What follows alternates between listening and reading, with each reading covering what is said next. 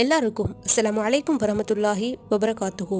இன்றைய சிந்தனை நவாஸ் பின் சம்ஆன் அல் அன்சாரி ரலி அறிவிக்கிறாங்க, நான் அல்லாஹ்வின் தூதர் நபி ஸல்லல்லாஹு அலைஹி வஸல்லம் அவர்களிடம் நன்மை மற்றும் தீமை பற்றி கேட்டேன்.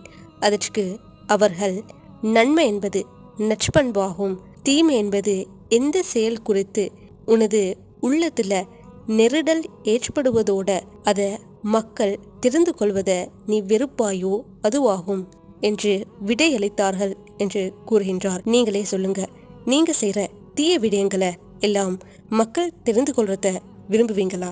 அதை எப்படி சரி மறைக்கத்தானே பார்ப்பீங்க? பாவச்செயல்கள் ஃபர்ஸ்ட் செய்யும் போது உறுத்தும், 2, 3, 4வது தடவை செய்யும் போது உறுத்தாது, பழகிரும். உறுத்தும் போதே மக்கள் தெரிந்து கொள்வதை வெறுக்கும் போதே விலங்க, பாவத்தை விட்டும் பாதுகாப்பு பெறுவீங்க.